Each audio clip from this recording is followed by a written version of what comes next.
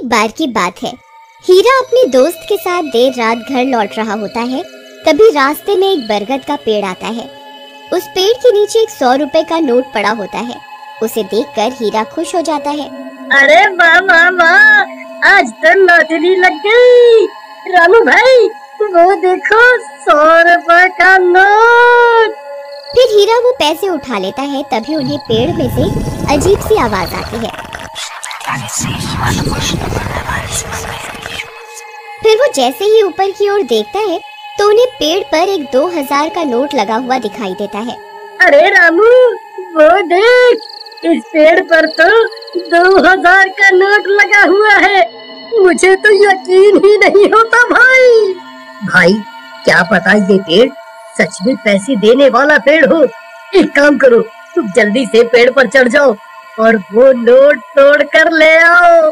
फिर वो 2000 का नोट तोड़ने के लिए पेड़ पर चढ़ जाता है और कुछ ही देर में वो नोट तोड़ लेता है। रामू भाई ये नोट तो बिल्कुल असली है।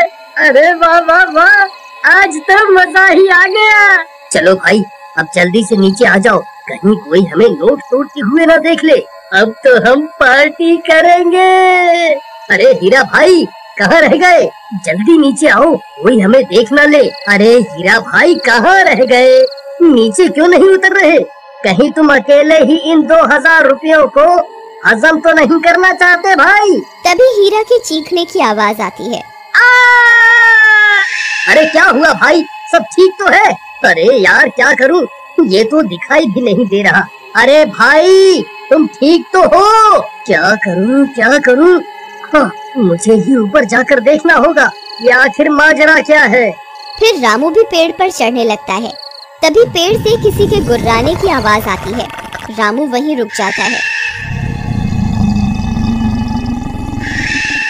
आई मम्मी, ये कैसी आवाज है? अरे कमबख्त हीरा, ये कैसी डरावनी आवाजें निकाल रहा है।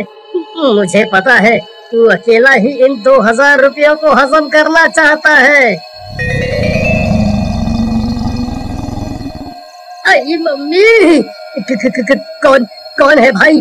अरे हीरा तेरा नाश मिटे कमबख्त, तुझे क्या लगता है तू मुझे यूं डरा कर 2000 रुपए हजम कर जाएगा? मैं अपने हिस्से के पैसे नहीं छोड़ूंगा। हाँ। फिर डर के मारे रामू वहाँ से भाग जाता है। अरे मर गया रे, भागो रे। सुबह होने पर रामू सीधा हीरा के घर हिस्से के पैसे लेने पहुँच जाता है। ए हीरा दरवाजा खोल, मैं अपने हिस्से के पैसे लेने आ गया। चल जल्दी मेरे पैसे निकाल। फिर हीरा की पत्नी दरवाजा खोलती है। रामू भैया आप, अच्छा हुआ आप आ गए। ये कल रात से घर पर नहीं लौटे, मुझे बहुत फिक्र हो रही है। आप कुछ कीजिए ना। कहीं ये कमबख्त सारे पैसे लुटाने के लिए शहर तो नहीं निकल गया? नहीं, हीरा एक नंबर का कंजूस है।